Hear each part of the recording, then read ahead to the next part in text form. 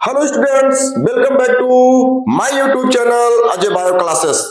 Students, अगर आप 12th के स्टूडेंट हैं और आपको बायोलॉजी का पेपर देना है तो आज का यह वीडियो आपके लिए काफी इंपॉर्टेंट होने वाला है, बहुत ही महत्वपूर्ण होने वाला है। और आपको 70 में 70 यानी कि 70 इन 70 70 में 70 मार्क्स लाने से कोई नहीं रोक सकता। तो आज के इस वीडियो में हम आपके लिए मात्र 5 ऐसे प्रश्न को लाए हैं जिसको आप पढ़ करके आसानी से बोर्ड एग्जाम बायोलॉजी के पेपर में आप अच्छा मार्क ला सकते हैं। और गारंटी है, 100% गारंटी है कि यही प्रश्न जो है पूछे जाएंगे। और ऐसे प्रश्न जो है मुख्य रूप से लघु उत्तरीय और दीर्घ उत्तरीय वाले प्रश्न हैं। लघु उत्तरीय और क्या होते हैं, विस्तृत उत्तरीय वाले प्रश्न जो आपको बोर्ड एग्जाम में 3 से 5 मार्क्स यानी कि 3 नंबर से 5 नंबर वाले प्रश्न होंगे। और हम आपको गारंटी दे रहे हैं कि यही प्रश्न पूछे जाएंगे। अब आपका प्रश्न होगा कि सर कैसे यही प्रश्न पूछे जा सकते हैं, तो हम आपको प्रूफ देने वाले हैं कि हाँ वाकई में 2026 बोर्ड एग्जाम में यही प्रश्न पूछे जाएंगे जो हम आपको 5 प्रश्न देने जा रहे हैं। तो चलिए देखते हैं कि ये पांचों प्रश्न कौन से हैं, कौन कौन से हैं और इनका आंसर क्या है और कैसे सिद्ध कर सकते हैं कि सर यही एग्जाम 2026 बोर्ड एग्जाम में यही प्रश्न पूछे जाएंगे। तो चलिए देखते हैं, हम आपको बताते हैं, समझाते हैं कि आखिर ये प्रश्न कैसे पूछे जाते हैं या कैसे पूछे जाएंगे। तो देख रहे हैं आपके सामने ये 5 ऐसे प्रश्न हैं जो काफी इंपॉर्टेंट है, काफी महत्वपूर्ण है। देखेंगे जो आपका पहला प्रश्न है प्यारे स्टूडेंट्स, वह मुख्य रूप से क्या है देखेंगे। तो आपका पहला प्रश्न है, प्रतिरक्षा तंत्र से आप क्या समझते हैं? प्रतिरक्षा तंत्र से आप क्या समझते हैं, इसकी खोज करने वाले वैज्ञानिक का नाम लिखिए। ठीक, अब हम आपको प्रूफ दे रहे हैं कि ये प्रश्न क्यों पूछे जाएंगे, क्यों अब की 2026 बोर्ड एग्जाम में पूछे जाएंगे। तो उसके पीछे सबसे बड़ा रीजन है कि यह प्रश्न जो है 2015 में, 2017 में, 2018, 2019, 2022 और 2023 में लगातार पूछा गया है और अब की बार 2026 में भी पूछा जाएगा। तो ये ऐसे प्रश्न है प्यारे बच्चों जो हर वर्ष पूछे जाते हैं, इसलिए हर वर्ष कंटिन्यू आप देख रहे हैं ना, 2015, 17, 18, 19, 22, 23 लगातार पूछे गए हैं। इस आधार पर आपको हम यह गारंटी देते हैं कि 2026 में भी पूछा जाएगा। और दूसरा प्रश्न प्यारे बच्चों आपका है, टीकाकरण पर एक संक्षिप्त टिप्पणी लिखिए। इसको देख रहे हैं ना, 2013 में पूछा गया है, 2014 में, 2015, 17, 18, 19, 22 प्यारे बच्चों 23 है, 2023 देख रहे हैं। लगातार जो है पूछे जाने वाले प्रश्न है, लगातार पूछा गया है। ठीक, तो ये जो प्रश्न आपके लिए हम 5 प्रश्न लाए हैं, ये बहुत चुन करके लाए हैं, बहुत ही हेल्पफुल है, बहुत ही इंपॉर्टेंट है, जो 2026 बोर्ड एग्जाम में पूछा ही जाएगा। ठीक, और ये जो है लघु उत्तरीय से लेकर के दीर्घ उत्तरीय वाले प्रश्न हैं, यानी कि 3 नंबर से लेकर के 5 नंबर आपको दिलाएंगे बोर्ड एग्जाम में। तीसरा प्रश्न आपका क्या है देख रहे हैं, संक्रामक तथा संक्रामक रोग से आप क्या समझते हैं? प्रत्येक के 2-2 उदाहरण देकर इनके लक्षण लिखना है, कारक लिखना है, रोकथाम के उपाय लिखना है। इसको देख रहे हैं प्यारे बच्चों, कितनी लंबी लाइन लगी है इसके पीछे।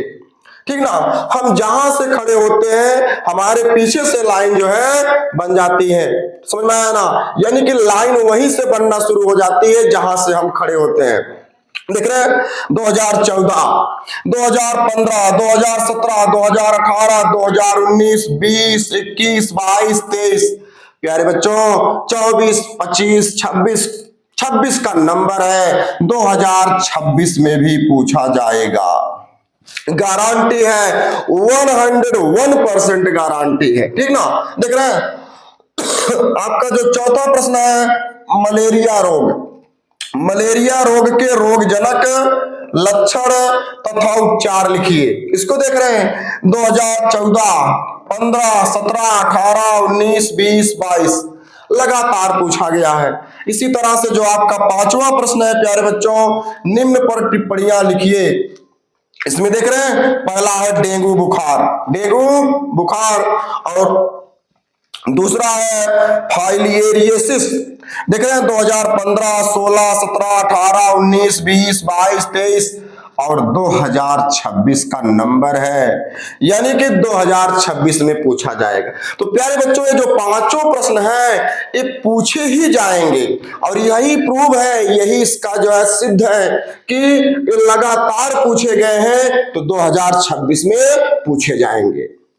क्लियर हो गया? चलिए अब बारी बारी से सबका आंसर देख लेते हैं, सभी प्रश्नों का क्या आंसर होगा, और इसको आप बोर्ड एग्जाम में लिखेंगे कैसे, किस टाइप का आप लिखेंगे कि आपको पूरा फुल मार्क्स मिल जाए। तो चलिए शुरू करते हैं। जो आपका पहला प्रश्न है, प्रतिरक्षा तंत्र से आप क्या समझते हैं, इसकी खोज करने वाले वैज्ञानिक का नाम लिखना है। चलिए देखते हैं इसका जो आंसर होगा, मुख्य रूप से प्यारे बच्चों बिल्कुल बायोलॉजी है, यानी कि जीव विज्ञान है। तो इसमें तो मैथ है नहीं, केमिस्ट्री नहीं है, फिजिक्स नहीं है कि आपको जो है एक एक न्यूमेरिकल देना है, सवाल सॉल्व करना है, ऐसा तो कुछ है नहीं भाई, बायोलॉजी है। तो इसमें आपको जो है लिखना पड़ेगा, और अधिकांश आपको लिखा लिखाया मिलता है। ठीक जिस तरह से हमारे प्यारे बच्चों यहाँ पर है, जिस तरह से हम आपको समझा रहे हैं, ठीक इसी तरह से आपको जो है बोर्ड एग्जाम में छाप देना है, बिल्कुल छाप देना है। क्या है देख रहे हैं, पहला आपका जो प्रश्न है, प्रतिरक्षा तंत्र से आप क्या समझते हैं, इसकी खोज करने वाले वैज्ञानिक का नाम लिखना है। ठीक, तो आपका जो पहला प्रश्न है भाई सीधी सी बात है, आपको हेडिंग बना लेना होगा कि प्रतिरक्षा तंत्र तथा प्रतिरोधी क्षमता, हेडिंग बनाएंगे, सिंपल सी बात है, ब्लैक पेन से।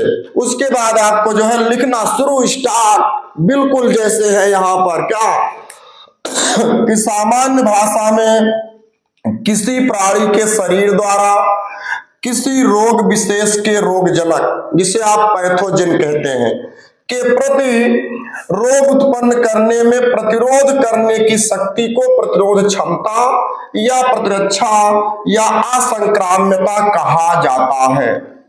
भाई क्या है, प्रतिरक्षा तंत्र है, प्रतिरक्षा तंत्र है, सीधी सी बात है भैया। सामान्य भाषा में किसी प्राणी के शरीर में कोई जंतु है, जैसे मनुष्य ही क्यों ना हो, मनुष्य के शरीर में रोग जनक यानी कि रोग उत्पन्न करने वाले जो रोग जनक होते हैं, जब वो शरीर में प्रवेश कर जाए तो उनकी शक्ति को क्या करते हैं, छीड़ करने वाले जो क्षमता होती है हमारे शरीर में, उसी को प्रतिरोध क्षमता अथवा प्रतिरक्षा या असंक्राम्यता कहा जाता है। क्लियर हो गया?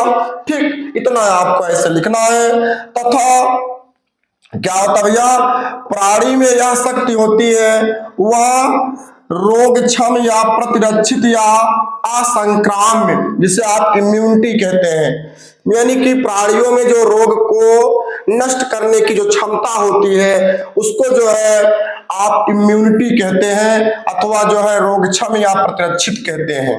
क्लियर? ठीक, जैसे जिन व्यक्तियों में एक बार चेचक का संक्रमण हो जाए, ठीक है भैया, जिस व्यक्ति में एक बार चेचक का संक्रमण हो जाता है, उनमें चेचक का संक्रमण पुनः जीवन भर नहीं होता है। अगर कोई व्यक्ति है एक बार उसमें चेचक का संक्रमण हो गया, तो उस व्यक्ति के शरीर के अंदर चेचक का जो वायरस होता है उसके प्रति इम्यूनिटी बन जाती है, उसके प्रति क्या होता है, इम्यूनिटी बन जाती है, और दोबारा भविष्य में उसको जो है क्या होगा, जब कोई चेचक का विषाणु जो है उसके शरीर में प्रवेश करना चाहेगा, चेचक रोग उत्पन्न करना चाहेगा, तो उसकी इम्यूनिटी उसके शरीर को बचा लेगी और उसको चेचक की बीमारी नहीं हो पाती है। तो इसका एग्जाम्पल है, ठीक ना। इसका कारण यह है कि भाई वही चीज हम जो भी आपको समझाए, इसका कारण यह है कि एक बार संक्रमित मनुष्य के शरीर के रुधिर में चेचक के विषाणु के प्रति प्रतिरोध क्षमता या असंक्रामक उत्पन्न होने की करने की शक्ति रहती है। वही सीधी सी बात है, एक बार जब चेचक का विषाणु शरीर में गया और चेचक रोग हो गया और वह व्यक्ति धीरे धीरे जो है क्या हुआ भाई, उसका ट्रीटमेंट चला और वह जो है चेचक रोग से ठीक हो गया। अब क्या हुआ, उस चेचक रोग के प्रति उस व्यक्ति के शरीर में जो है क्या होगा, प्रतिरोध क्षमता बन जाती है, इम्यूनिटी बन जाती है। अब कोई जो है पुनः उसके भविष्य में कोई कभी भी चेचक रोग उसके शरीर में अब नहीं होगा। अगर चेचक रोग का विषाणु शरीर में प्रवेश भी करेगा तो क्या होगा, जो उसकी इम्यूनिटी बनी है उसको नष्ट कर देगी, इसलिए उसमें दोबारा जो है चेचक रोग नहीं होगा। वही चीज है प्यारे बच्चों, ठीक ना। इस तरह से आपको लिख देना है भाई, सीधी सी बात, इसको आप लिखेंगे। यही शक्ति शरीर में रोग ना होने देने की क्षमता रखती है अथवा रोग प्रतिरोध करती है, अतः यह एक रोग रोधक क्षमता ही प्रतिरक्षा कहलाती है, असंक्राम्यता कहलाती है अथवा प्रतिरोध क्षमता कहलाती है।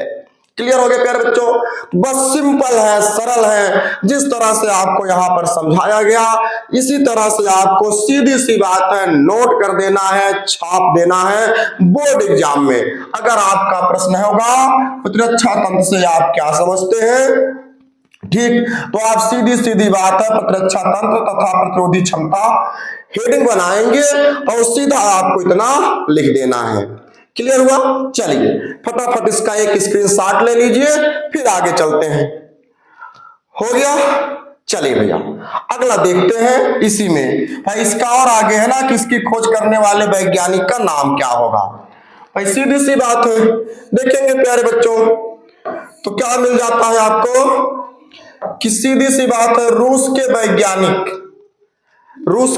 वैज्ञानिक एली मैचनिकॉफ ने 1884 में सर्वप्रथम भक्षकाणुओं द्वारा शरीर में आए सूक्ष्म जीवों की प्रतिरोधक क्षमता या प्रतिरक्षी क्रियाओं का वर्णन फैगोसाइटोसिस या जिसे आप कोशिका भक्षण कहते हैं के नाम से प्रस्तुत किया था। यानी कि जो प्रतिरक्षा है, इस प्रतिरक्षा की खोज जो थी रूस के वैज्ञानिक एली मैचनिकॉफ 1884 में किसमें किए थे भैया, सर्वप्रथम भक्षकाणुओं द्वारा शरीर में आए सूक्ष्म जीवों की प्रतिरोधक क्षमता या प्रतिरक्षी क्रियाओं का वर्णन फैगोसाइटोसिस या कोशिका भक्षण के नाम से प्रस्तुत किया था।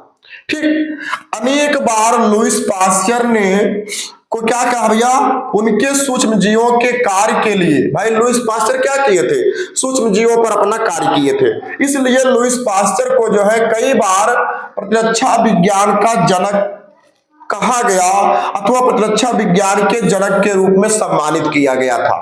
यद्यपि अन्य लोगों ने क्या किया भैया, अन्य लोग एमिल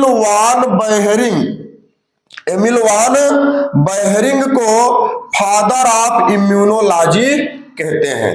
ठीक, इतना प्यारे बच्चों आपको लिख देना है। आगे चलते हैं, थोड़ा सा जल्दी से इसका भी आप एक स्क्रीनशॉट ले लीजिए।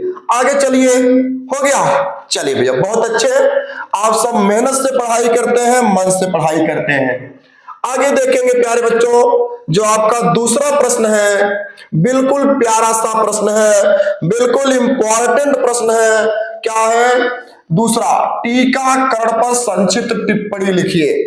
टीकाकरण यानी कि वैक्सीनेशन कहते हैं ना, अभी आप पढ़े थे भैया, पढ़े क्या आपको, बिल्कुल आप वाजिब है। कोरोना काल आया था, लॉकडाउन के समय में सब वैक्सीनेटेड हो रहे थे, ठीक ना। देख रहे हैं बहुत ही इंपॉर्टेंट टॉपिक है।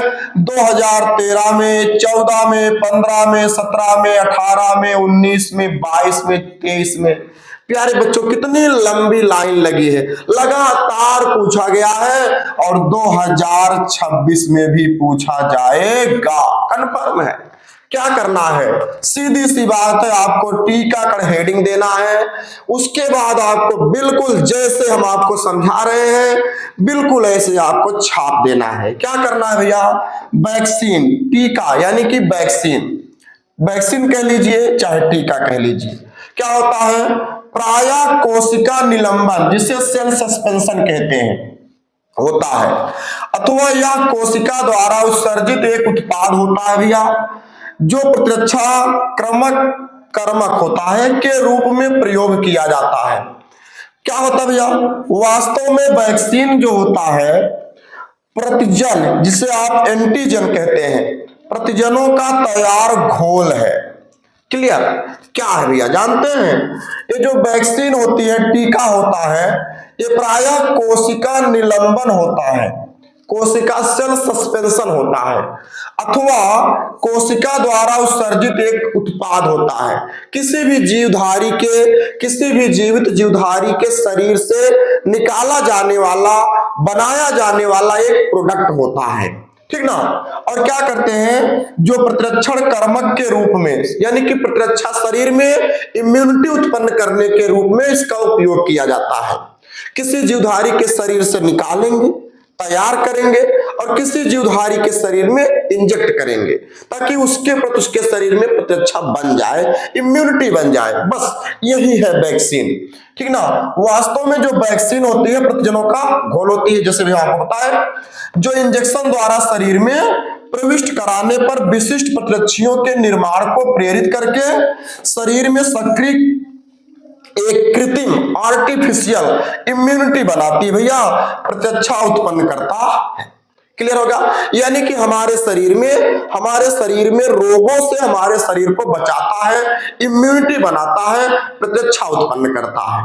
क्लियर हो गया? चलिए थोड़ा सा इसका भी स्क्रीनशॉट लेंगे, आगे चलते भैया। बिल्कुल सिंपल है, बहुत आसान है। चलिए हो गया, आगे चलते हैं, देखेंगे। अब बात आई भैया यहां पर कुछ देखेंगे, तो जो यह वैक्सीन है, यह क्रिया ही टीकाकरण कहलाती है, यानी कि प्रतिरक्षा उत्पन्न कराने। इंजेक्शन के द्वारा शरीर में क्या करना, इंजेक्शन के द्वारा शरीर में वैक्सीन को इंजेक्ट करना वैक्सीनेशन कहलाता है, टीकाकरण कहलाता है। क्लियर हो गया?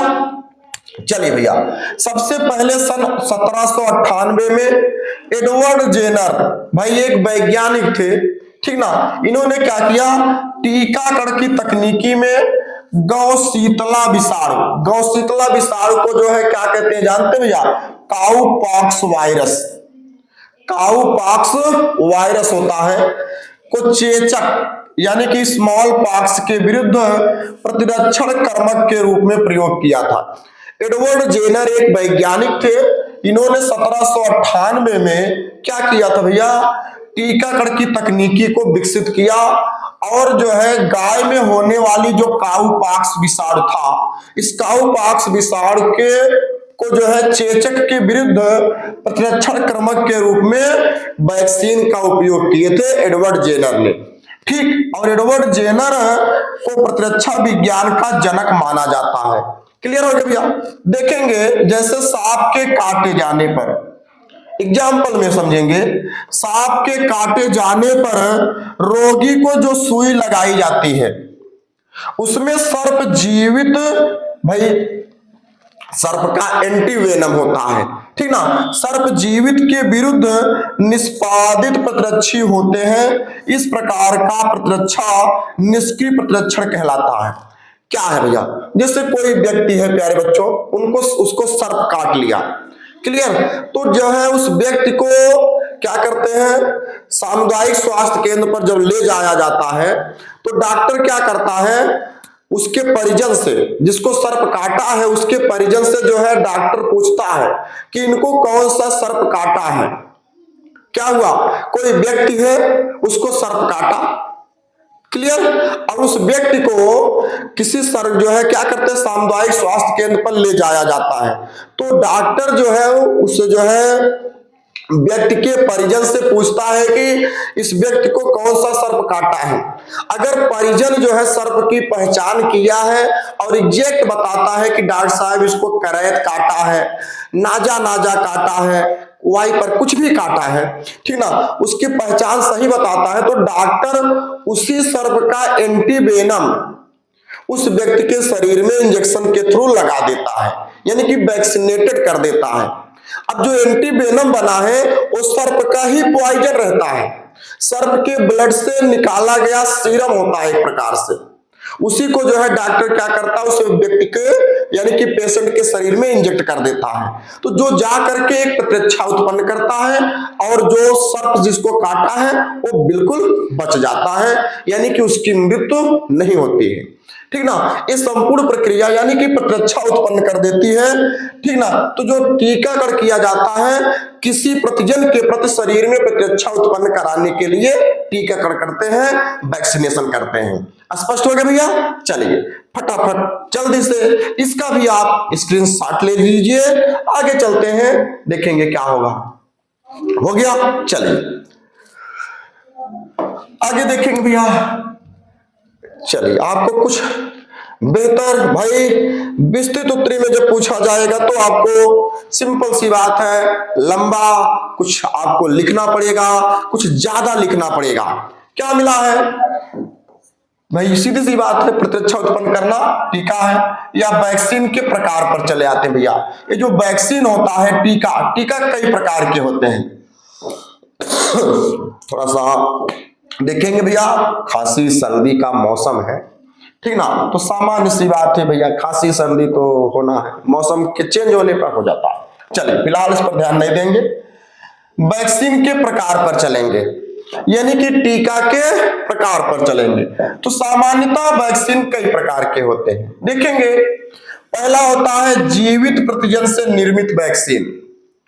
जीवित प्रतिजन से निर्मित वैक्सीन, भाई प्रतिजन ही हमारे शरीर में जाकर के रोग उत्पन्न करते हैं, तो उन्हीं जीवित प्रतिजनों से जो वैक्सीन तैयार की जाती है, ठीक ना, ये प्रतिजन जीवाणु, विषाणु, माइकोप्लाज्मा, ठीक ना, कई भी यानी प्रोटोजोन्स, कई भी रूप में ये प्रतिजन मिलते हैं, देखे जाते हैं। तो जीवित प्रतिजनों से जो वैक्सीन तैयार की जाती है उसकी बात करेंगे।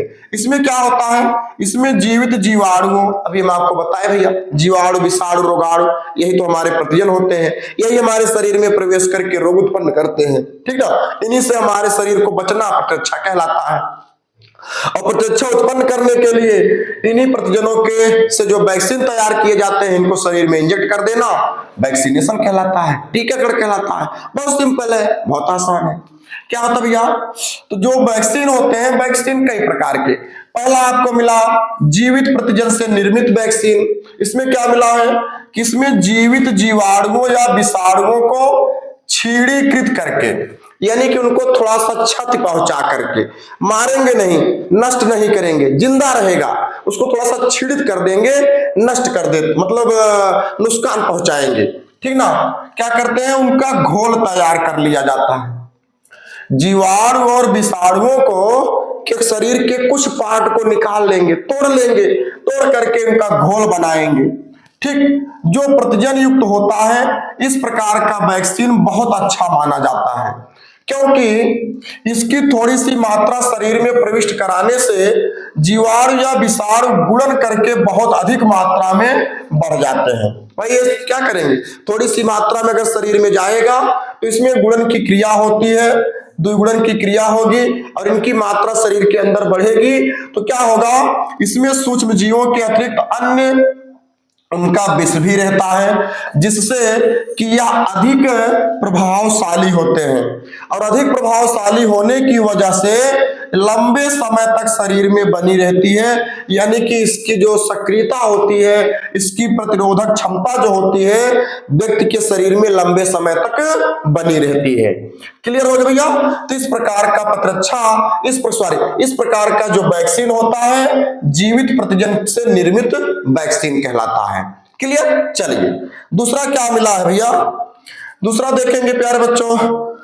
तो जो दूसरा आपका मिलता है वह क्या है, मृत प्रतिजन से निर्मित वैक्सीन।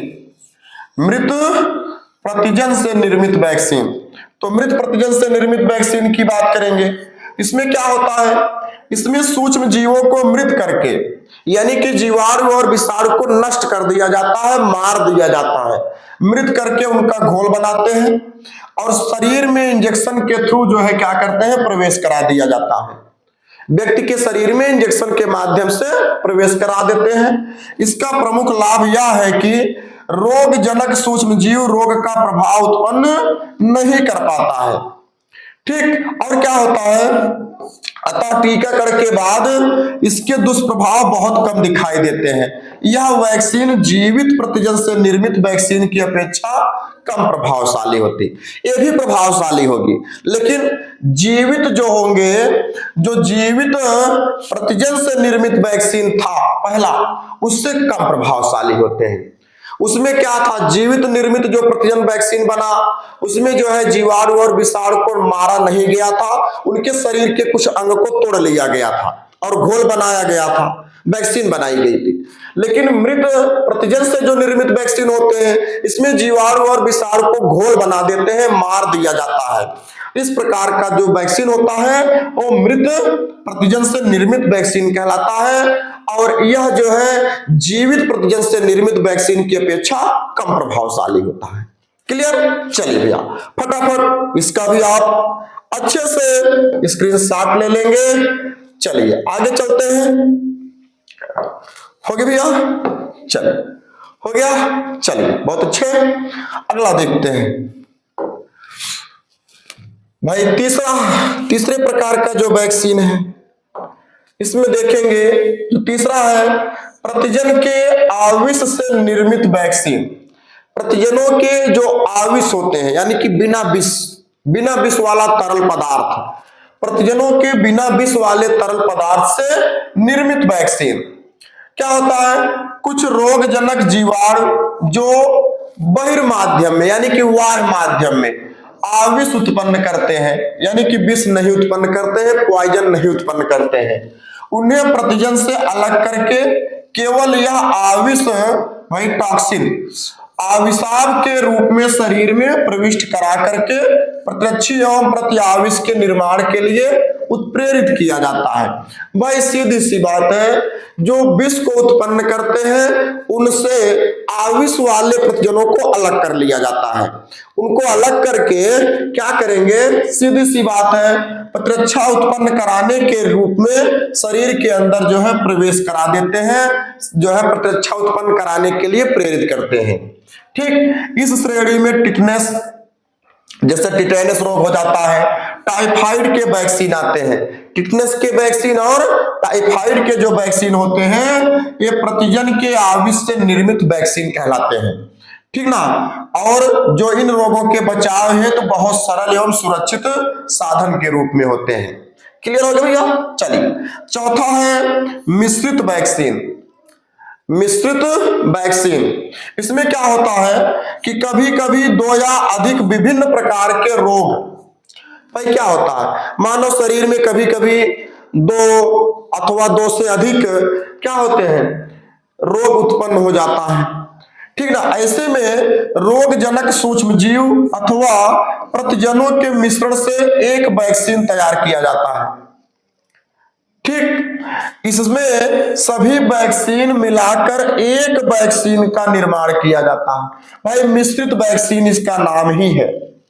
मानव शरीर में जब कभी कभी दो अथवा अधिक रोग एक साथ उत्पन्न हो जाते हैं, तो उसमें क्या किया जाता है कि रोगों के जो रोगजनक होते हैं, मानव शरीर में जो रोग एक साथ कई रोग हुआ है, उसमें रोग उत्पन्न करने वाले जो रोगजनक जैसे सूक्ष्मजीव हैं, ठीक, अथवा प्रतिजनों के मिश्रण को क्या करते हैं, एक साथ जो है क्या करते हैं, कई वैक्सीन को मिलाकर के एक वैक्सीन तैयार कर लिया जाता है, जिसमें क्या होता है कि सभी वैक्सीन के गुण आ जाते हैं और शीघ्र ही कई रोगों के प्रति प्रतिरोध क्षमता शरीर में उत्पन्न हो जाती है भैया, और व्यक्ति ठीक हो जाता है, रोग से मुक्त हो जाता है।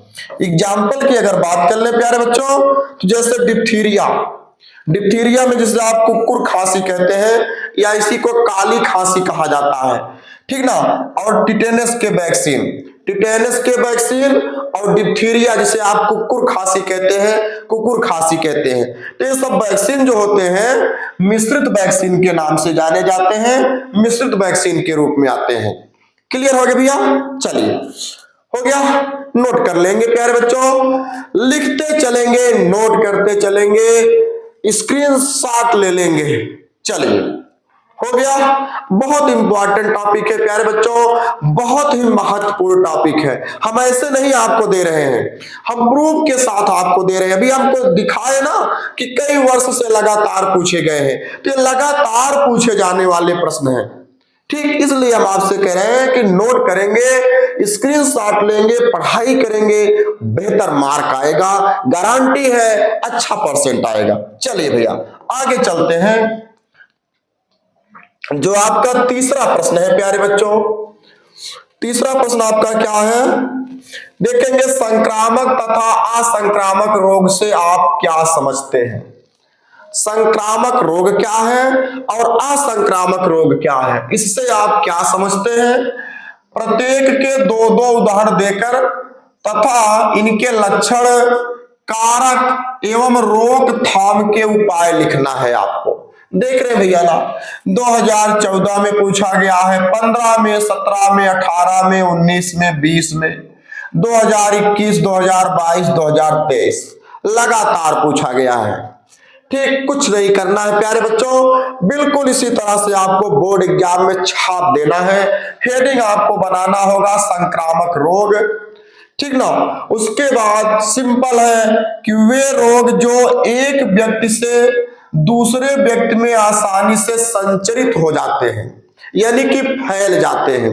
एक व्यक्ति से दूसरे व्यक्ति में जाने वाले रोग, फैल जाने वाले रोग संक्रामक रोग कहलाते हैं। छुआछूत के भी रोग कह सकते हैं। ठीक, ये तो आपको संक्रामक रोग की परिभाषा मिल गई। भाई आपको संक्रामक और असंक्रामक रोग बताना है, तो पहला आपका संक्रामक हो गया कि वे रोग जो एक व्यक्ति से दूसरे व्यक्ति में आसानी से संचरित हो जाते हैं, संक्रामक रोग कहलाते हैं। अब इसका एग्जाम्पल आपको दो एग्जाम्पल देना है, लक्षण देना है, कारक देना है और रोकथाम के उपाय देना है। तो पहला जो क्या है रोग, न्यूमोनिया। क्या है, न्यूमोनिया। न्यूमोनिया को अगर समझेंगे प्यारे बच्चों तो क्या होगा, कारक की बात कर ले, न्यूमोनिया का कारक। इसमें क्या होता है, यह रोग मुख्यतः शिशुओं में, यानी कि छोटे बच्चों में, शिशुओं में अथवा वृद्ध जनों में, बुढ़ों में, जो वृद्ध हो चुके होते हैं, आपके दादा दादी, ठीक ना, में होता है। यानी कि जो न्यूमोनिया रोग होता है मानव में होने वाला मुख्य रूप से शिशुओं में और वृद्धों में, यानी कि जो बूढ़े लोग होते हैं, वृद्ध लोग होते हैं, उसमें ज्यादातर होता है, परंतु अन्य उम्र के लोगों में भी हो सकता है। भाई जो यंग रहते हैं उसमें भी हो सकता है, लेकिन उसमें बहुत कम होने की संभावना होती है। ये फेफड़ों में होने वाला एक संक्रामक रोग है भैया, जो मुख्य रूप से स्ट्रेप्टोकोकस न्यूमोनियाई व हीमोफिलिस इन्फ्लुएंजी नामक जीवाणुओं से होता है। इसके अतिरिक्त स्टेफाइलोकोकस पाइरोजीन्स अथवा क्लिप्सिला न्यूमोनियाई तथा चेचक व खसरा उत्पन्न करने वाले विषाणु, चेचक व खसरा उत्पन्न करने वाले विषाणु में मुख्य जैसे माइकोप्लाज्मा भी इस रोग के कारक हो सकते हैं। ठीक, यानी कि मानव में जो न्यूमोनिया रोग होता है, इस मुख्य रूप से शिशुओं में, वृद्ध व्यक्तियों में, अथवा भाई जो सावधान नहीं रहेंगे भैया ठंडी से अथवा अन्य चीज से, उसमें यंग पर्सन में भी न्यूमोनिया हो सकता है। ये फेफड़े में होने वाला एक संक्रामक रोग होता है जो स्ट्रेप्टोकोकस न्यूमोनियाई हीमोफिलिस इन्फ्लुएंजी नामक जीवाणुओं से होता है। इसके अतिरिक्त स्टेफाइलोकोकस पाइरोजीन्स, क्लिप्सिला न्यूमोनियाई तथा चेचक व खसरा उत्पन्न करने वाले विषाणुओं से भी न्यूमोनिया हो जाता है। इसके अतिरिक्त माइकोप्लाज्मा भी इस रोग का कारक होता है, माइकोप्लाज्मा से भी न्यूमोनिया होता है। क्लियर। चलिए अब न्यूमोनिया के प्रकार की बात कर ले, तो न्यूमोनिया दो प्रकार का होता है। न्यूमोनिया दो प्रकार का होता है। पहला होता है प्यारे बच्चों विशिष्ट न्यूमोनिया, विशिष्ट न्यूमोनिया। इसमें क्या होता है कि यह स्ट्रेप्टोकोकस न्यूमोनियाई नामक जीवाणु से होता है। जो विशिष्ट न्यूमोनिया मानव में होता है स्ट्रेप्टोकोकस न्यूमोनियाई नामक जीवाणु से होता है, और यह रोग सामान्य श्वसन तंत्र वाले व्यक्तियों में होता है। जिन व्यक्तियों का श्वसन तंत्र सामान्य होता है, ठीक ना, ऐसे व्यक्तियों में विशिष्ट न्यूमोनिया हो जाता है। ठीक, जो मुख्य रूप से स्ट्रेप्टोकोकस न्यूमोनियाई नामक जीवाणुओं से होता है। आगे देखेंगे जो दूसरा है द्वितीयक न्यूमोनिया। द्वितीयक न्यूमोनिया है भैया, न्यूमोनिया। द्वितीयक न्यूमोनिया की बात करेंगे तो यह इन्फ्लुएंजा पीड़ित व्यक्तियों में स्टेफाइलोकोकाई, थोड़ा सा यहां पर भैया मिस है, स्टेफाइलो लिखेंगे,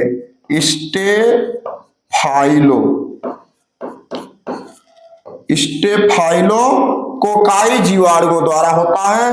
द्वितीयक न्यूमोनिया इन्फ्लुएंजा पीड़ित व्यक्तियों में स्टेफाइलोकोकाई जीवाणुओं द्वारा होता है। ठीक, यह रोग उन व्यक्तियों में होता है जिनके फेफड़े इस रोग से पूर्व प्रभावित होते हैं। यानी कि ये जो द्वितीयक न्यूमोनिया होता है यह उन व्यक्तियों में होगा जिन व्यक्ति में एक बार पहले से न्यूमोनिया हो चुका होता है। ऐसे व्यक्तियों में ज्यादातर क्या होता है, द्वितीयक न्यूमोनिया हो जाता है। हो गया भैया।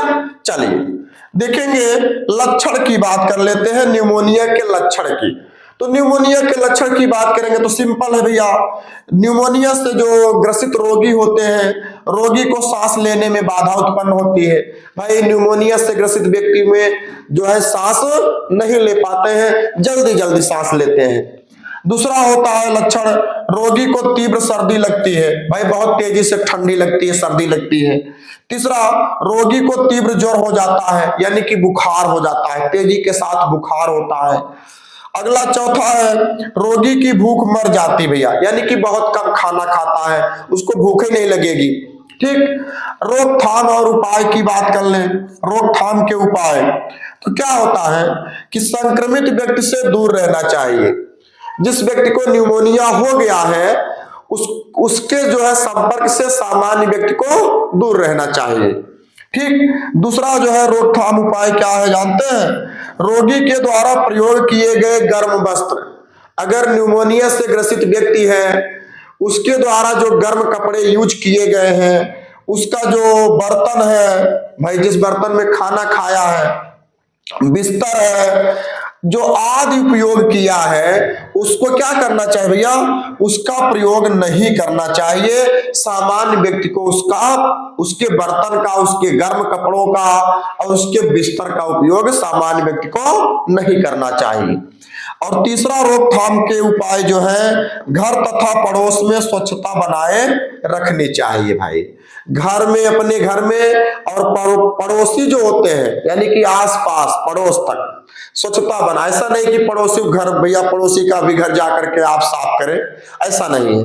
आप अपने घर की स्वच्छता बनाए रखें और अपने घर के आसपास की स्वच्छता बनाए रखें। ऐसा ना करें कि अपने घर की स्वच्छता बनाए ही है और पड़ोसी के घर के अंदर चले गए, वहां भी स्वच्छता बना रहे, भैया पड़ोसी मार करके आपको जो है भगा देगा। ठीक ना, नहीं तो पता चला कि सर बोले हैं कि अपने घर का स्वच्छता बनाओ और पड़ोसी के घर का भी, ऐसा नहीं करना है। ठीक ना, अपने घर की स्वच्छता और जो है अपने घर के इर्द गिर्द साफ सफाई पर ध्यान देना चाहिए। इस तरह से न्यूमोनिया से आप बच सकते हैं। न्यूमोनिया के रोकथाम के उपाय मिल जाता है। तो फटाफट प्यारे बच्चों इसका भी आप एक स्क्रीनशॉट ले लेंगे। आगे चलते हैं, अगला टॉपिक देखते हैं क्या होने वाला है। चलिए स्क्रीनशॉट करेंगे इसका। चलिए हो गया भैया, चलिए आगे चलते हैं। दूसरा आपका संक्रामक रोग का जो दूसरा एग्जाम्पल है भैया, पहला तो आपको जो है क्या मिला, न्यूमोनिया। दूसरा आपको मिल जाता है जुकाम या सामान्य ठंड। दूसरा क्या मिला, जुकाम या सामान्य ठंड। भाई संक्रामक रोग, संक्रामक और असंक्रामक रोग क्या है उसको आपको बताना था, और दो एग्जाम्पल देना था और कारक, लक्षण और इसके रोकथाम के उपाय देना था। तो आप संक्रामक रोग देखे अभी, और संक्रामक रोग का एक एग्जाम्पल आप पा गए, क्या? न्यूमोनिया। दूसरा है प्यारे बच्चों जुकाम या सामान्य ठंड। क्लियर? देखेंगे कारक की बात कर ले तो यह अति संक्रामक रोग होता है भैया, जो मुख्य रूप से पीको वायरस के द्वारा हो, पीको वायरस समूह के राइनो विषाणु द्वारा होता है। समझ में भैया क्या है कि जो जुकाम या सामान्य ठंड होती है यह एक अति संक्रामक रोग है जो पिको वायरस समूह के राइनो विषाणु द्वारा होता है। ठीक, क्या होता है? और ये जो राइनो विषाणु होते हैं, विषाणु जल की कणिकाओं तथा नाक के स्राव से एक दूसरे में फैलता है। ठीक, जो नाक का स्राव होता है, नाक के स्राव से और जल की कणिकाओं से एक व्यक्ति से दूसरे व्यक्ति में फैल जाता है जब लोग छींकते हैं। ठीक ना, सामान्य जुकाम अथवा सामान्य ठंड जिसको हो जाती है, जुकाम हो जाती है, तो वो क्या करेंगे, जब छींकेंगे ना तो उनके छींकने से जो जल की कणिकाएं होंगी, छींकने से जो जल की कणिका निकलेगी, कण निकलेंगे, अथवा नाक के स्राव, स्राव मतलब बहना, नाक के बहने से एक व्यक्ति से दूसरे व्यक्ति में यह रोग फैल जाता है। ठीक भैया, लक्षण की बात कर ले प्यारे बच्चों, तो क्या होता है? आंखों तथा नाक से पानी आना, आंख और नाक से पानी आती है। भाई जुकाम सर्दी तो आप सब जान ही रहे हैं ना, आंख और नाक से पानी आने लगती है, खांसी आने लगती है, बुखार आ जाता है, हाथ पैर व कमर में दर्द होने लगता है, बेचैनी बनी रहती है, शरीर का कमजोर हो जाना, यानी कि शरीर भी कमजोर हो जाती है। ये सब इसके लक्षण होते हैं प्यारे बच्चों। ठीक, रोकथाम के उपाय की बात कर ले तो भाई जुकाम या सर्दी से कैसा रोकथाम, क्या बचाव करना है? किस रोग से बचाव हेतु संक्रमित व्यक्ति से आप दूर रहिए। भाई सबसे जरूरी तो ये है कि संक्रमित व्यक्ति से आप दूर रहेंगे तो सर्दी जुकाम नहीं होगी। ठीक, और रोगी को खांसते समय, छींकते समय भैया क्या करते हैं, रुमाल से मुंह ढक लेना चाहिए। भाई रोगी को भी चाहिए कि अगर उसको सर्दी हुई है तो अगर उसको जो है क्या कर रहा है, छींक रहा है अथवा खांस रहा है तो मुंह को रुमाल से ढक ले, रोगी को भी चाहिए। इस रोग से संक्रमित व्यक्ति की वस्तुओं के उपयोग से बचना चाहिए।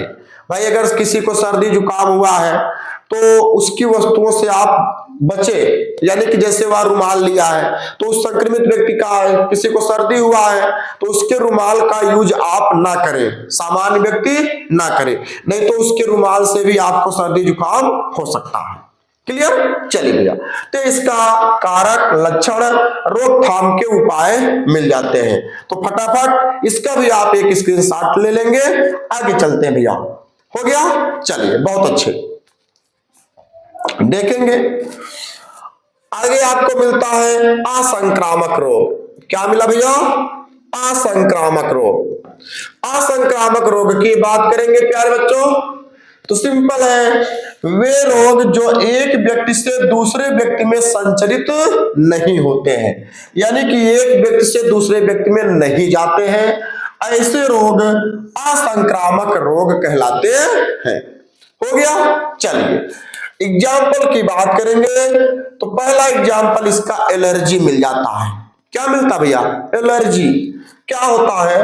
कारक की बात कर ले प्यारे बच्चों, इसमें क्या होता है, हम में से कुछ लोग पर्यावरण में मौजूद, हमारे जो पर्यावरण में मौजूद है क्या क्या, कुछ कण जैसे धूल, धुंध, कोहरा, ठीक भैया, धूल, धुंध, कोहरा, ठीक ना, कीट, कीड़े मकोड़े, सूक्ष्म जीवाणु, विषाणु, रोगाणु आदि के प्रति हमारा शरीर जो होता है संवेदनशील होता है, कुछ लोगों में सब में नहीं होता है। ठीक ना, इनके संपर्क में आने से हमारे शरीर में प्रतिक्रिया, क्या होता है भैया, प्रतिक्रिया स्वरूप खुजली, हमारे शरीर में एक विशेष प्रकार की क्रिया होने लगती है, ठीक ना, जिसे आप एक प्रकार से खुजली कह सकते हैं, खुजली आदि का प्रारंभ हो जाता है, इसी को एलर्जी कहते हैं। सीधी सी बात है, पर्यावरण में उपस्थित वायु प्रतिजन, वायु प्रतिजन मतलब भैया धूल, धुंध, जीवाणु, विषाणु, रोगाणु, इनके प्रति हमारे शरीर के अंगों का अतिरंजित हो जाना। वायु प्रतिजनों के प्रति हमारे शरीर के अंगों का अतिरंजित हो जाना, अतिरंजित मतलब बिगड़ जाना, इनको एक्सेप्ट ना कर पाना ही एलर्जी कहलाता है। क्लियर? चलिए भैया लक्षण की बात कर ले प्यारे बच्चों। तो लक्षण में क्या मिलता है भाई? एलर्जी का लक्षण क्या है? शरीर में खुजली होती है भाई, पहला लक्षण। छींक ज्यादा आएगी, नाक से पानी बहता है, ये सब इसके लक्षण होते हैं।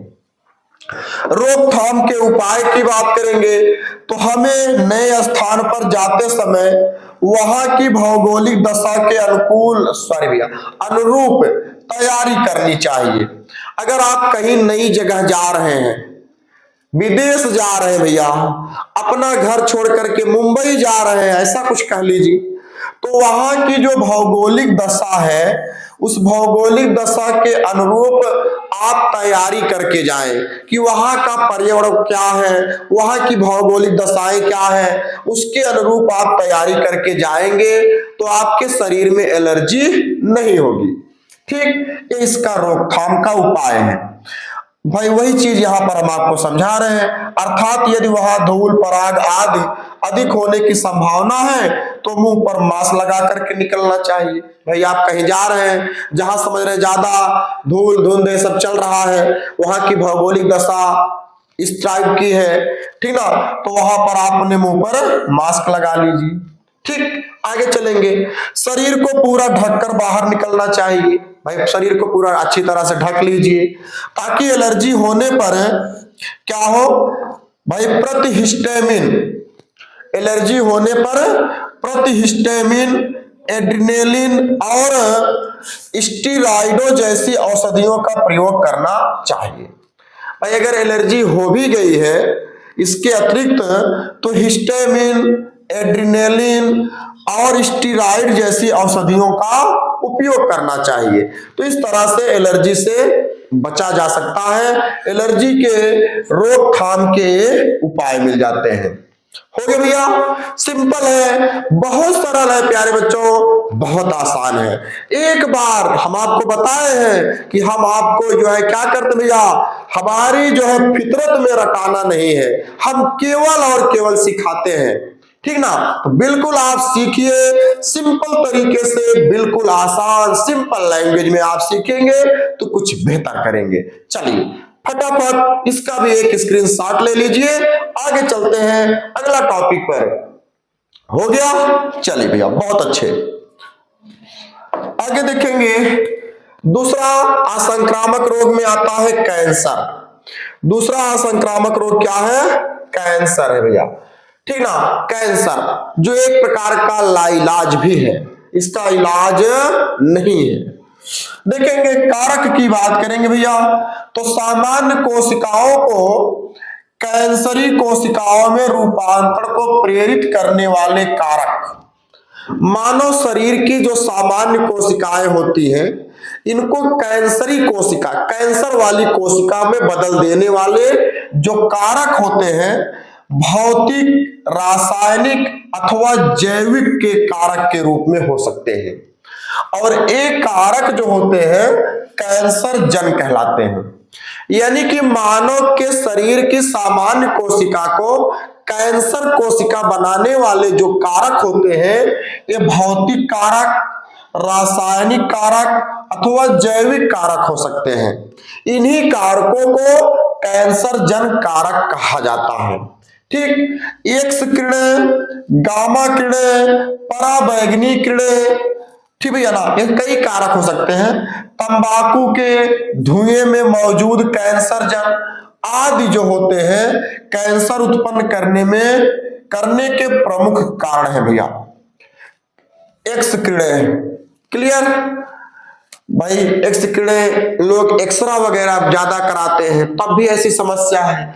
गामा किरणें, पराबैंगनी किरणें अथवा लोग जो है तंबाकू का सेवन करते हैं, बीड़ी सिगरेट पीते हैं, इनके धुएं, ठीक ना, इनमें कैंसर जन मौजूद रहते हैं।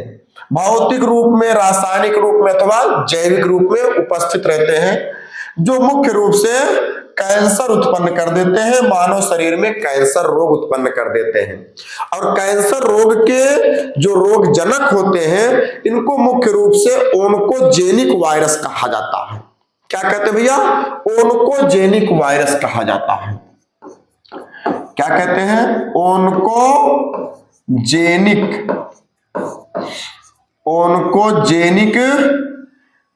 जेनिक है। चलिए फिर से लिखते हैं, ओन्कोजेनिक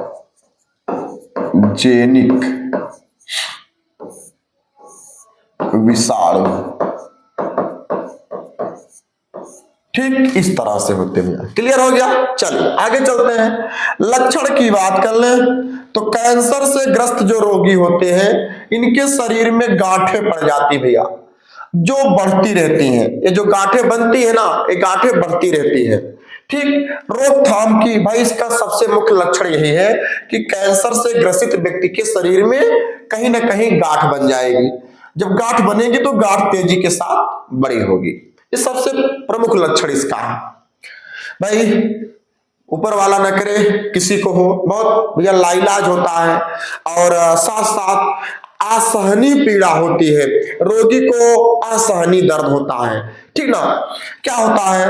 रोकथाम के उपाय की अगर बात कर ले प्यारे बच्चों, तो कैंसर के उपचार के लिए शल्य चिकित्सा, भाई शल्य चिकित्सा, विकिरण चिकित्सा और प्रतिरक्षा चिकित्सा का प्रयोग किया जाता है। ठीक, मुख्य रूप से। और आजकल जो है कीमोथेरेपी, भाई जिसे आप सेकाई कहते हैं, सेकाई कराते हैं। कीमोथेरेपी का प्रचलन बहुत ज्यादा बढ़ गया है। वैज्ञानिकों ने ऐसा दावा किया भैया, डॉक्टरों ने ऐसा दावा किया है कि कीमोथेरेपी से इस रोग के समाप्त होने की संभावना अधिक हो सकती है, संभावना ज्यादा रहती है। इसलिए आजकल जो है क्या करते हैं? कीमोथेरेपी कराते हैं। क्लियर? चलिए भैया फटाफट इसका भी एक स्क्रीनशॉट ले लेंगे, आगे चलते हैं प्यारे बच्चों, नेक्स्ट टॉपिक पर चलते हैं। हो गया? चलिए आगे देखेंगे अगला टॉपिक। दूसरा क्या मिला भैया? सॉरी, चौथा प्रश्न आपका है प्यारे बच्चों। 3 प्रश्न तो आपका हो गया। चौथा मुख्य most important topic, most important प्रश्न जो बोर्ड एग्जाम में पूछा जाने वाला है 2026 में, क्या है भैया? मलेरिया रोग के रोगजनक लक्षण तथा उपचार लिखिए। मलेरिया रोग के रोगजनक लक्षण को लिखना है और इसका उपचार आपको लिखना है। देखेंगे 2014 में, 2015, 2017, 2018, 2019, 2020, 2022, अब 2026 का नंबर है प्यारे बच्चों, 2026 में पूछा ही जाएगा। क्लियर? चलिए क्या करना भैया? रोगजनक की बात है प्यारे बच्चों, सिंपल है। मलेरिया रोग का जनक एक प्रोटोजोआ जीव प्लाज्मोडियम है। ठीक, हम आपको पढ़ा भी चुके हैं, पूरा आपका कोर्स कंप्लीट दे भी दिया गया है, पूरा कंप्लीट कोर्स है। ठीक, आप चैनल पर आराम से पूरा एक एक प्लेलिस्ट पर जो है एक एक टॉपिक को, हर चैप्टर के सभी टॉपिक को आप आसानी से पा सकते हैं। ठीक, और अच्छी से देख सकते हैं और बेहतर आप पढ़ सकते हैं। चलिए देखेंगे, रोग जनक की बात आई भैया मलेरिया की, तो मलेरिया रोग का जनक जो होता है एक प्रोटोजोआ जीव है जिसे प्लाज्मोडियम भी कहते हैं। Plasmodium vivax, plasmodium ovale, plasmodium malariae, ठीक, तथा प्लाज्मोडियम फैल्सीपेरम इस जीव की प्रमुख जातियां हैं। ये जो प्लाज्मोडियम जैसा प्रोटोजोआ है, इसकी कई जातियां हैं। Plasmodium vivax, plasmodium ovale, plasmodium malariae, plasmodium falciparum, ठीक, इसकी कई जातियां होती हैं जो मलेरिया रोग के लिए उत्तरदायी होती हैं। ये सब मलेरिया रोग ही उत्पन्न करती है मानव में। लक्षण की बात कर ले प्यारे बच्चों, इसका क्या लक्षण होने वाला है? तो इस रोग से ग्रसित रोगी की भूख मर जाती है, यानी कि उसको भूख कम लगेगा। रोगी को तीव्र ज्वर हो जाता है, भाई तेजी के साथ शरीर में बुखार हो जाएगा। रोगी को कब्ज हो जाता है तथा जी मिचलाता है। कब्ज का मतलब भैया बदहजमी, भोजन का डाइजेशन अच्छे से नहीं हो पाता है, और जी मिचलाता है, यानी कि एक प्रकार से बेचैनी बनी रहती है शरीर में। ठीक, रोगी का मुंह सूखने लगता है। मलेरिया से ग्रसित व्यक्ति का मलेरिया से ग्रसित व्यक्ति का जो मुंह होता है भैया, मुख, वो सूखने लगता है। ठीक, रोगी के सर, पेशियां और जोड़ों में तेजी से दर्द होता है। ठीक ना, जोड़ों में, पेशियों में, सर में क्या होगा? दर्द होता है अथवा दर्द बना रहता है। ये मलेरिया से ग्रसित व्यक्तियों के लक्षण होते हैं। ठीक, उपचार की अगर बात कर ले प्यारे बच्चों, उपचार, ट्रीटमेंट, तो मलेरिया के उपचार के लिए 300 वर्षों से कुनैन एक परंपरागत औषध बनी हुई है भैया। कुनैन एक परंपरागत औषधि है मलेरिया के ट्रीटमेंट के लिए, जो लगभग 300 वर्षों से जो है भैया क्या है, परंपरागत के रूप में उपयोग में लाई जाती है सभी लोगों के घरों में। ठीक ना, आगे क्या होता है? यह Dutch east Indies, Bharat, Peru, Lanka आदि देशों में सिनाकोना वृक्ष की छाल के सत से बनाई जाती है। ये जो कुनैन जैसी औषधि है, ये डच ईस्ट इंडिया में, भारत में, पेरू में, लंका में, श्रीलंका में सिनाकोना का वृक्ष होता है। सिनकोना का वृक्ष, सिनकोना के वृक्ष की छाल से एक कुनैन बनाई जाती है। ठीक, यह रोगी के शरीर में उपस्थित प्लाज्मोडियम की सभी प्रवस्थाओं को नष्ट कर देती है। ये जो कुनैन औषधि है प्लाज्मोडियम की सभी प्रवस्थाओं को नष्ट करती है। और कुनैन से मिलती जुलती कृत्रिम औषधियां, भाई इस समय कुनैन से मिलती जुलती कुछ आर्टिफिशियल मेडिसिन तैयार की गई है। जैसे क्या होता है भैया, एंटीबिब्रिन, बेसोक्यून, एमक्यूइन, मैलोसाइड, मेलब्रिन, निवाक्विन, रेसोचिन, कामोक्यून, क्लोरोक्विन आदि आजकल जो है ज्यादा प्रचलित है भैया। इसके अतिरिक्त पेल्यूड्रिन बोलते हैं, मेपाक्रीन, पेंटाक्विन, डेराप्रिम, प्राइमाक्विन एवं क्या बोलते भैया, प्लाज्मोक्विन रोगी के यकृत में उपस्थित प्लाज्मोडियम की प्रवस्था को नष्ट करने वाली औषधियां होती हैं। ठीक, चलिए भैया, बचाव व नियंत्रण की अगर बात कर ले प्यारे बच्चों, तो मलेरिया से बचाव व इसके नियंत्रण जो होते हैं निम्न तरह से होते हैं। इसके निम्न उपाय हैं। पहला देखेंगे तो तालाब हुआ गड्ढा, तालाब हुआ गड्ढों में पानी जमा नहीं रहने देना है। भाई मलेरिया से बचना है तो तालाब व गड्ढों में पानी इकट्ठा नहीं होने देंगे, पहला इसका उपाय है। दूसरा है घरेलू कूलर। भाई कुछ लोग क्या करते हैं, कूलर में एक बार पानी डाल देते हैं और पानी को छोड़ देंगे, वैसे उस पानी को दोबारा पलटेंगे नहीं, चेंज नहीं करते हैं। ठीक ना, इससे पानी सड़ता है और प्लाज्मोडियम वहां पर उपस्थित होगा भैया और मलेरिया रोग उत्पन्न करेगा, सीधी सी बात है। घरेलू कूलर आदि में पानी की सफाई 2-3 दिन के उपरांत करनी चाहिए, जैसा कि हम आपको बताए। ठीक, कूलर का पानी 2 दिन में अथवा 3 दिन में चेंज कर देना चाहिए भैया। ठीक ना, नाली व अन्य पानी जमा होने वाले स्थानों पर मच्छर के जनन रोकने हेतु मिट्टी का तेल डालना चाहिए। भाई नाली है अथवा अन्य स्थान जहां पर पानी इकट्ठा हो रहा है वहां पर जो है क्या करना चाहिए, मच्छरों के जन्म को रोकने के लिए, मच्छर वहां पर रिप्रोडक्शन ना कर सके, प्रजनन ना कर सके, इसको रोकने के लिए मिट्टी का तेल डाल देना चाहिए। ठीक। और देखेंगे मच्छर के लार्वा को खाने वाली मछलियों को तथा बतखों को पानी में छोड़ देते हैं।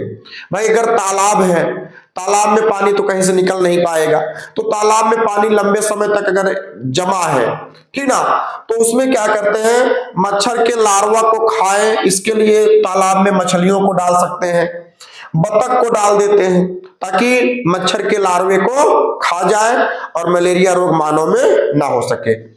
तथा यूट्रिकुलेरिया, भाई यूट्रिकुलेरिया एक विशेष प्रकार का पौधा होता है, इस पौधे को पानी में उगा देना चाहिए, पौधों को पानी में लगा देना चाहिए।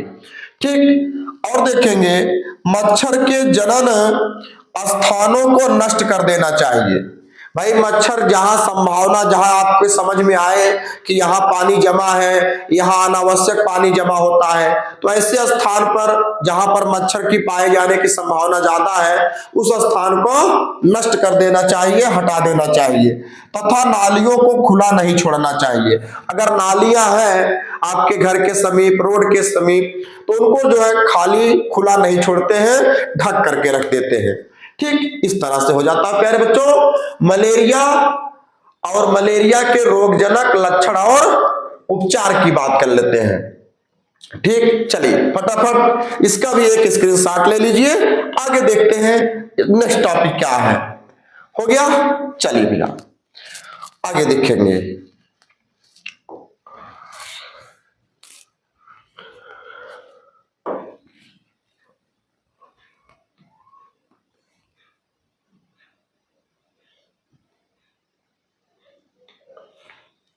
ठीक। तो अच्छा भैया चलिए देखेंगे जो आपका पांचवा प्रश्न है। पांचवा प्रश्न आपका क्या मिला, निम्न पर टिप्पणी लिखिए। निम्न पर टिप्पणी लिखिए। तो इसमें आपको दो दिया है, डेंगू बुखार दिया है और फाइलिएरियसिस दिया है। ठीक। देख रहे हैं 2015 में, 2016, 2017, 2018, 2019, 2020, 2022, 2023 लगातार पूछा गया है प्यारे बच्चों। ठीक। इससे बड़ा प्रूफ क्या मिलेगा आपको, इससे बड़ा क्या प्रूफ मिलेगा, क्या इसका सिद्ध मिलेगा। अब भाई सीधी सी बात है 2026 में भी पूछा जाएगा, पूछा जाएगा, 100% पूछा जाएगा। बिल्कुल आप तैयार करेंगे, बिल्कुल आपको इसी तरह से छाप देना है, बोर्ड एग्जाम में अच्छा मार्क आपको मिलेगा भैया। चलिए देखेंगे डेंगू बुखार। पहला देखेंगे भैया, तो यह एक विषाणु जनित बुखार है। भाई डेंगू है तो विषाणु जनित होगा ही, जिसे हड्डी तोड़ बुखार भी कहते हैं। भाई डेंगू में तो हड्डियां टूटती है ना, इसलिए हड्डियों में दर्द होता है, जोड़ों में दर्द होता है, इसलिए इसको हड्डी तोड़ बुखार भी कहते हैं। ठीक। डेंगू विषाणु की वाहक मादा एडीज मच्छर होती है। मादा एडीज मच्छर जो है डेंगू की वाहक होती है। इस रोग का विषाणु जो होता है फ्लेवीवाइरिडी कुल का, फ्लेवीवाइरिडी कुल का सदस्य होता है, जिसे फ्लेवीवायरस कहा जाता है। ठीक। इसे आर्बोवायरस भी कहते हैं, क्योंकि यह विषाणु मच्छरों द्वारा संचारित होता है भैया। ये जो डेंगू बुखार है, इसको भैया यह एक विषाणु जनित रोग, विषाणु बुखार है, यानी कि विषाणुओं से होने वाला बुखार है। इसमें जोड़ों में दर्द होता है, हड्डियों में दर्द होता है, इसलिए हड्डी तोड़ बुखार कहते हैं। और यह विषाणु जो होता है, इसको ले जाने वाली मादा एडीज मच्छर होती है। इस विषाणु को मानव शरीर में ले जाने वाली मादा एडीज मच्छर होती है। और जो विषाणु का कुल होता है फ्लेवीवाइरिडी कुल का विषाणु होता है, जिसे फ्लेवीवायरस भी कहा जाता है भैया, अथवा इसी को अर्बोवायरस भी कहते हैं। क्लियर हो गई।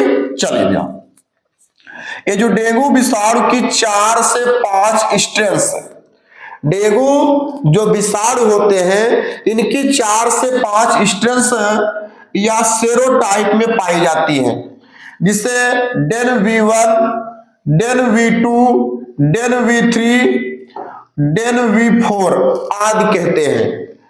यदि किसी व्यक्ति में इसमें से किसी भी एक स्ट्रेन द्वारा संक्रमण हो जाए, Dane V1, Dane V2, Dane V3, Dane V4, ये आपके 4 स्ट्रेन मिलते हैं, ठीक ना। इनमें से किसी भी स्ट्रेन द्वारा किसी व्यक्ति में एक बार संक्रमण अगर हो जाए तो उसे डेंगू बुखार हो जाता है तथा व्यक्ति इस स्ट्रेन के लिए जीवन पर्यंत प्रतिरक्षा विकसित कर लेता है। एक बार तो डेंगू हो जाएगा, लेकिन जिस स्ट्रेन के प्रति उसके शरीर में जो स्ट्रेन गया उसके प्रति उसके शरीर में जो प्रतिरक्षा बन जाएगी, अब उस रोग से वह कभी ग्रसित नहीं होगा। यानी कि उसके शरीर में वह स्ट्रेन अब दोबारा नहीं जाएगा, दोबारा उस स्ट्रेन का डेंगू नहीं होगा। क्लियर भैया। किंतु दूसरे अन्य स्ट्रेन के प्रति प्रतिरक्षण ना होने के कारण भाई कोई दूसरा, इन चारों में से कोई दूसरा स्ट्रेन जा सकता है, लेकिन कोई पहला स्ट्रेन, कोई एक स्ट्रेन से गया था और उस स्ट्रेन से के प्रति उसके शरीर में प्रतिरक्षा बन गई, तो अब वह स्ट्रेन अगर उसके शरीर में जा भी रही है तो उसको डेंगू नहीं होगा। लेकिन उसके अतिरिक्त कोई दूसरा स्ट्रेन अगर व्यक्ति के शरीर में गया तो उससे वह व्यक्ति जो है संक्रमित हो सकता है, डेंगू रोग हो सकता है। क्लियर भैया, समझ में आ गया। चलिए, ये जो मादा एडीज होती है दिन में मुख्यतः प्रातः काल सुबह के समय या साय काल यानी कि शाम के समय मनुष्य को काटती है। मनुष्य डेंगू विषाणु का प्राथमिक पोषक होता है भैया, यानी कि प्राथमिक पोषक डेंगू बुखार का मनुष्य होता है, और द्वितीयक पोषक जो होती है भैया मादा मच्छर यानी कि मादा एडीज मच्छर होती है। तो मादा एडीज मच्छर द्वितीयक पोषक होती है और प्राथमिक पोषक जो है मनुष्य होता है। ठीक, चलिए, मनुष्य के शरीर में डेंगू विषाणु के प्रवेश से लेकर बुखार का लक्षण प्रकट होने तक का समय, मानव के शरीर में डेंगू विषाणु का प्रवेश और बुखार का लक्षण प्रकट होने का जो समय होता है इसको उद्भवन काल कहते हैं। क्या कहते हैं भैया? उद्भवन काल कहते हैं। यह 3 से 7 दिन, कभी कभी 10 से 12 दिन का होता है। उद्भवन काल 3 से 7 दिन अथवा 10 से 12 दिन का होता है। क्लियर। चलिए भैया, डेंगू बुखार के लक्षण को समझ लेते हैं प्यारे बच्चों। तो डेंगू बुखार की 2 श्रेणियां होती हैं। डेंगू बुखार की 2 श्रेणियां होती है। पहला मिलता है साधारण डेंगू बुखार। साधारण डेंगू बुखार, इसमें क्या होता है? तेज ज्वर के साथ सर दर्द होता है, जोड़ों में दर्द होता है, चक्कर आता है, भूख कम लगती है, मांसपेशियों में ऐंठन बना रहता है, इसका लक्षण होता है। ठीक, साधारण डेंगू बुखार का। दूसरा क्या होता है? प्रचंड डेंगू बुखार। भाई पहला तो साधारण डेंगू बुखार हो गया, पहली श्रेणी, और दूसरा प्रचंड डेंगू बुखार होता है। अब प्रचंड डेंगू बुखार की 2 अवस्थाएं होती हैं। पहला होता है डेंगू रक्तस्राव ज्वर। डेंगू रक्तस्राव ज्वर होता है, इसमें सर दर्द होता है, बुखार आता है, भूख कम लगती है, नाक व कान से रक्तस्राव होता है, नाक और कान से रक्त बहता है, ब्लड का स्राव बन जाता है, खून की उल्टी होती है तथा रक्त में प्लेटलेट्स की संख्या घट जाती है। भाई ब्लड में, रुधिर प्लेटलेट्स घट जाते हैं। ये सब लक्षण अगर दिखाई देते हैं तो प्रचंड डेंगू बुखार का डेंगू रक्तस्राव ज्वर कहलाता है। यानी कि प्रचंड डेंगू बुखार की 2 अवस्था है, तो पहली अवस्था कहलाती है डेंगू रक्तस्राव ज्वर कहलाएगी। क्लियर। चलिए भैया, दूसरा अवस्था डेंगू घातक लक्षण। इसमें क्या होता है? बेचैनी होगी, भाई शरीर में बेचैनी होगी, रुधिर दाब अत्यधिक कम हो जाता है, यानी कि ब्लड प्रेशर घट जाता है। ठीक, शरीर के प्रमुख अंगों में तरल की कमी हो जाती है भैया, यानी कि तरल पदार्थों की कमी हो जाएगी, जल की कमी हो जाएगी, ऐसा भी आप कह सकते हैं। ठीक, चलिए डेंगू के उपचार की बात करेंगे प्यारे बच्चों। तो डेंगू एक विषाणु जनित रोग है, इसके लिए कोई प्रतिजैविक नहीं है। भाई सीधी सी बात है, डेंगू एक विषाणु जनित रोग है, इसके लिए कोई प्रतिजैविक नहीं है। ठीक, इसके लिए सहायक उपचार की मुख्य चिकित्सकीय सहायता है। डेंगू बुखार में मुख्य रूप से पैरासीटामॉल लेना चाहिए। क्या भैया? पैरासीटामॉल। दर्द निवारक गोलियां, ठीक, एसिटामिनोफेन, दर्द निवारक के रूप में एसिटामिनोफेन एवं कोडीन दिया जाना चाहिए। ठीक, मैक्सिको की सनोफी फार्मा कंपनी ने एक वैक्सीन तैयार की है, डेक्वासिया। मैक्सिको की सनोफी फार्मा कंपनी ने एक वैक्सीन बनाई है डेंगू के लिए। क्या? डेक्वासिया, ठीक ना, जिससे डेंगू ठीक किया जा सकता है। इसका प्रमुख जो है प्रयोग बहुत जल्द शुरू हो जाएगा। अभी इसका उपयोग नहीं हो रहा है, लेकिन इस वैक्सीन से डेंगू को ठीक किया जा सकता है। ठीक, चलिए भैया डेंगू की रोकथाम की बात करेंगे प्यारे बच्चों। तो डेंगू के रोकथाम एवं उन्मूलन के लिए प्रमुख उपाय है जो निम्न है। पहला, सोते समय मच्छरदानी का प्रयोग करें। भाई सीधी सी बात है, सोते समय आप अच्छे से मच्छरदानी लगा लीजिए, मच्छर काटेंगे नहीं तो डेंगू होगा नहीं, सीधी सी बात। क्लियर? दूसरा क्या है? दिन में मच्छरों से बचाव के लिए मच्छर भगाने वाली क्रीम का प्रयोग कीजिए भैया। बहुत जटिल समस्या है भैया। दिन में मच्छर से बचने के लिए मच्छर भगाने वाली क्रीम पूरे शरीरिया में पोत लीजिए। भाई कितना क्रीम लगाएंगे आप? तो सिंपल सी बात है भैया, ये सब करने से अच्छा है कि मच्छर जिस जगह पर ज्यादा एकत्रित हो रहे हैं उस जगह को स्वच्छ कर दीजिए, साफ सुथरा कर दीजिए, ताकि वहां पर मच्छर लगे ही ना। क्लियर? चलिए आगे देखेंगे। लेकिन भैया इसमें दिया है बचाव करने के लिए, तो आपको तो लिखना पड़ेगा। लिखेंगे भाई, दिन में मच्छर से बचाव के लिए मच्छर भगाने वाली क्रीम का प्रयोग कीजिए अथवा स्प्रे कर दीजिए जहां पर ज्यादा मच्छर वच्छर रहते हैं।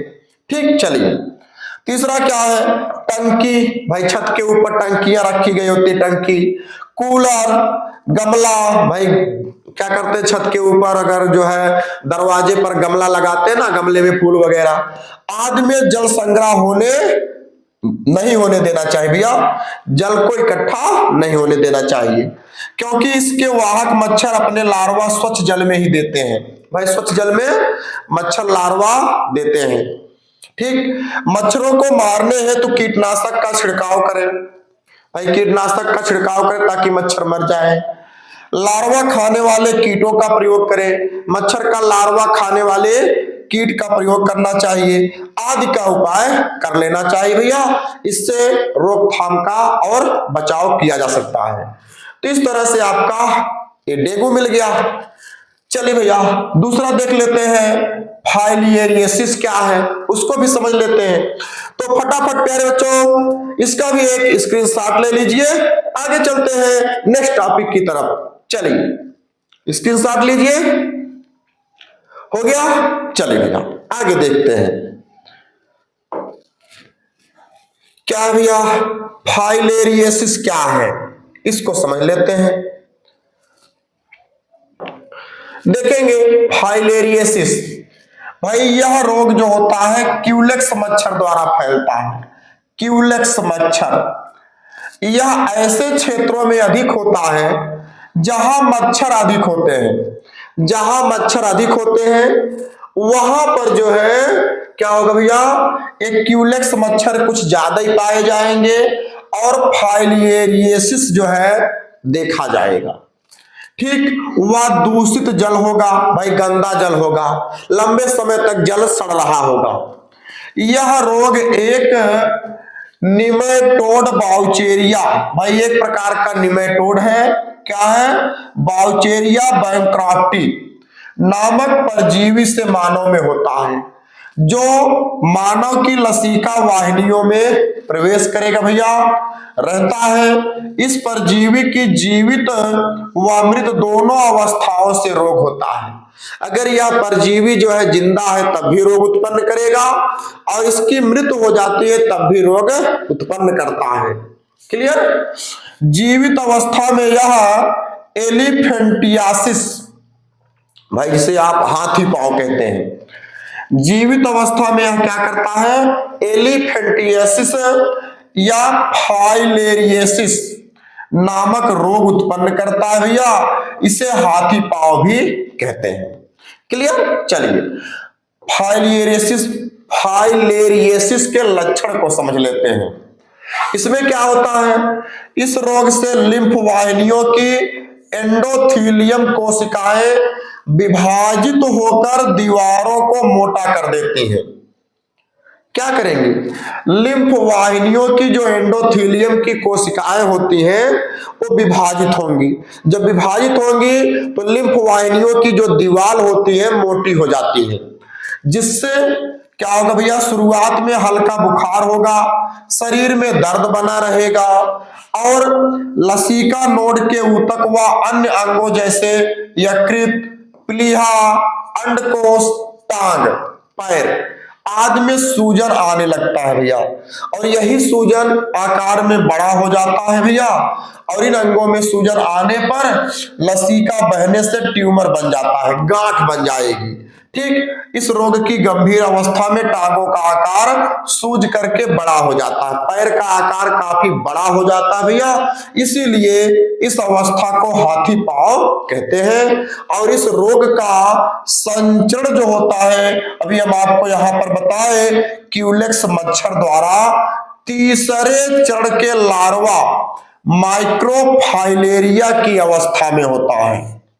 ठीक, इसी तरह से आपको बोर्ड एग्जाम में अपने कॉपी में छाप देना है भैया, बिल्कुल छाप देना है। ठीक ना? चलिए, क्यूलेक्स मच्छर द्वारा किसी मनुष्य को काटने पर लार के द्वारा, स्लाइवा के द्वारा माइक्रोफाइलेरिया लार्वा शरीर में प्रवेश कर जाता है, मानव के शरीर में प्रवेश करेगा भैया। तत्पश्चात यह रक्त व लसिका वाहिनियों में पहुंच करके वयस्क में रोग का संक्रमण कर देता है। वयस्क व्यक्तियों में यह रोग ज्यादा ही देखा जाता है। ठीक, चलिए, इसका रोकथाम क्या होगा भैया? इससे बचेंगे कैसे? तो इस रोग से बचाव के लिए मच्छर व उनके लार्वे को नष्ट कर देना चाहिए। भाई मच्छरों से बहुत प्रॉब्लम है ना भैया, और मच्छर के लार्वे, तो इनको नष्ट कर दीजिए। तथा मच्छर के काटने से बचना चाहिए। भाई मच्छर ना काटे, उनसे बचिए। वयस्क कृमियों को मारने के लिए जो कृमि होते हैं, ठीक ना, धागे नुमा जो जीव होते हैं, उनको मारने के लिए आर्सेनिक से निर्मित दवा EMSZ एक आर्सेनिक से बनाई गई दवा है, ठीक ना, इसका प्रयोग किया जाना चाहिए। माइक्रोफाइलेरिया लार्वा को मारने के लिए डाइमिथाइल कार्बोमोनोजाइन, माइक्रोफाइलेरिया का लार्वा ही तो भैया क्या करता है? मानव में हाथी पांव रोग उत्पन्न करता है, फाइलेरियसिस उत्पन्न करता है। तो इसके लार्वे को मारने के लिए डाइमिथाइल कार्बोमोनोजाइन नामक दवा का उपयोग करना चाहिए। ठीक, चलिए भैया, संक्रामक लार्वा के लिए पैरामेलेमिनाइल फिनाइल स्टीबोनेट का प्रयोग किया जाता है। ठीक, फाइलेरिया को पूर्ण रूप से समाप्त करने व फाइलेरियसिस रोग की सूचना प्राप्त करने हेतु सरकार ने राष्ट्रीय फाइलेरिया नियंत्रण कार्यक्रम चलाया है भैया। सरकार भी इस पर बहुत सजग है, बहुत अच्छी कार्य कर रही है, ताकि मानव में फाइलेरिया रोग ना हो सके। इसके लिए सरकार खुद चाह रही है कि फाइलेरिया पूरी तरह से समाप्त हो जाए। फाइलेरियसिस रोग की सूचना अगर प्राप्त हो रही है सरकार को, तो सरकार राष्ट्रीय फाइलेरिया नियंत्रण कार्यक्रम चलाता है या सुझाव देता है, बचाव के साधन बताता है। क्लियर? इस तरह से मिल जाता है। तो बिल्कुल फटाफट या इसका भी आप एक स्क्रीनशॉट ले लेंगे। तो चलिए इस तरह से प्यारे बच्चों इसको भी नोट कर लेंगे, इसका भी एक स्क्रीनशॉट ले लीजिए। हो गया? चलिए इस तरह से आपके 5 मोस्ट इंपॉर्टेंट प्रश्न, 5 मोस्ट इंपॉर्टेंट क्वेश्चन जो 2026 बोर्ड एग्जाम बायोलॉजी के सब्जेक्ट में पूछे जाने वाले हैं भैया, बिल्कुल नोट कर लेंगे। बिल्कुल इसी तरह से आपको जो है लिख देना है। तो आज के वीडियो में प्यारे बच्चों बस इतना ही। इसी तरह से हम आप आगे नेक्स्ट डे यानी कि अगले दिन कुछ नए टॉपिक को, कुछ इंटरेस्टिंग टॉपिक को जो बोर्ड एग्जाम की दृष्टि से होगा उसके साथ मिलेंगे। और हाँ प्यारे बच्चों, अगर वीडियो पसंद आया है तो जरूर लाइक करेंगे, और चैनल पर अगर आप नए हैं तो प्लीज चैनल को सब्सक्राइब कर लेंगे, ताकि नए नए वीडियो के नए इंपॉर्टेंट जो आपके टॉपिक है, बायोलॉजी से रिलेटेड जो इंपॉर्टेंट टॉपिक है, उसका नोटिफिकेशन आपको मिलता रहे। तो आज के लिए बस इतना ही। जय हिंद, वंदे मातरम।